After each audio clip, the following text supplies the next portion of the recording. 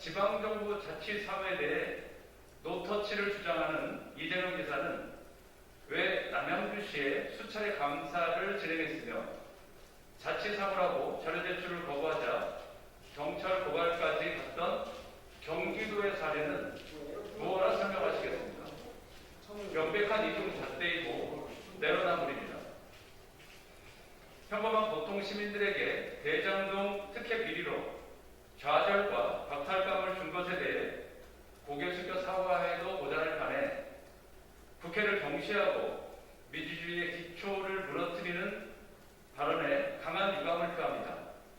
집권 여당의 대선 주자로서 시민의 대표기관인 국회를 존중하고 민주주의에 대한 기본 인식과 태도를 제대로 갖출 것을 촉구합니다. 두 번째 브리핑입니다. 그분은 찾지 않고 딴 분만 찾는 검찰의 대장동 수사는 이제 시민의 신뢰를 잃었습니다. 대장동 사건을 수사 중인 검찰의 부실 수사가 의혹 해소는커녕 오히려 의혹만 키우고 있다는 시민들의 비난이 확산되고 있습니다. 남욱 석방, 김만배 영장 기각, 김호수 검찰총장의 성남시청 고문 변호사 전력, 성남시장실 압수수색 제외 등 늑장, 부실, 봐주기, 3종 세트로 검찰의 대장동 수사는 이미 시민들의 신뢰를 잃었으며 특검 도입 여론이 최근 73%를 넘은 것은 검찰 스스로 특검을 자초하고 있다는 반증이 아닐 수 없습니다. 문재인 대통령의 신속하고 철저한 수사 지시가 있었음에도 검찰은 수사 신용만 내고 있습니다. 또한 검찰총장이 지난 9월 26일 압수수색 지시를 내렸음에도 20일이 다 지나서야 성남시청 압수수색에 나섰습니다. 하지만 정작 의혹의 핵심인 시장실은 쏙 빼버렸습니다.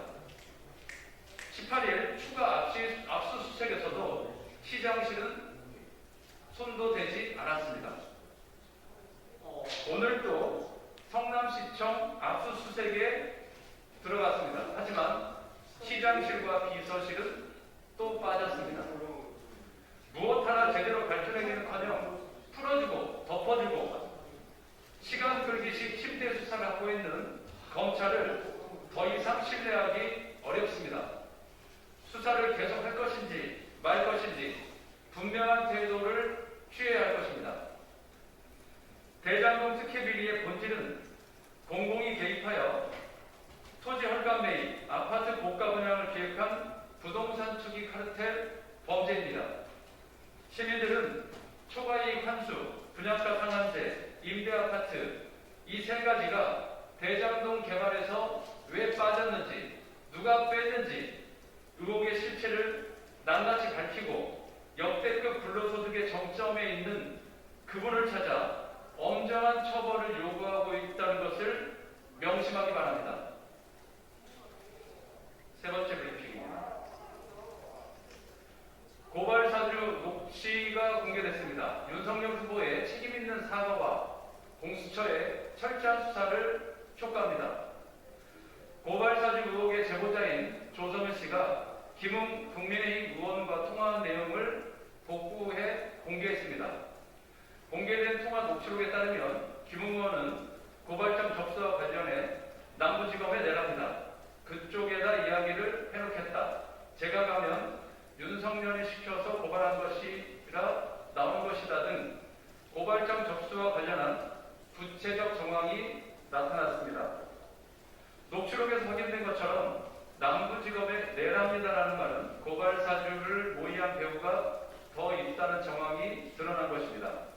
게다가 그간 말로만 떠들던 윤석열 전 검찰총장의 이름까지 나오면서 의혹은 더욱더 확산되고 있습니다.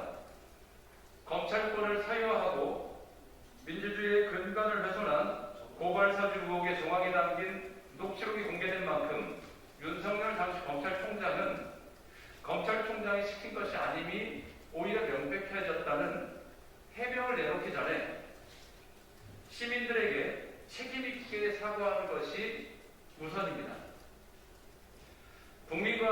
국민의힘과 윤석열 후보는 고발 사주 연루 의혹에 대해 야당 탄압이라며 적발하자식으로 나올 것이 아니라 의혹에 대한 솔직한 해명과 책임있는 조치를 내놓는 것이 최소한의 정치적 도리임을 명심하기 바랍니다. 한편에서는 녹취록의 우리가 누구냐, 또 다른 한편에서는 대장동의 그분은 누구냐를 놓고 양당은 소모적 정쟁만을 벌이고 있습니다. 고발 사주와 대장동이 뒤덮어버린 대선판, 시민들의 먹고 사는 문제는 안중에도 없이 정쟁만 키워가는 대선판을 보면서 시민들은 참담함을 금치 못하고 있습니다. 공수처는 대선 전에 고발 사주 의혹의 실체를 낱낱이 규명할 수 있도록 수사의 속도와 강도를 높일 것을 강력히 촉구합니다.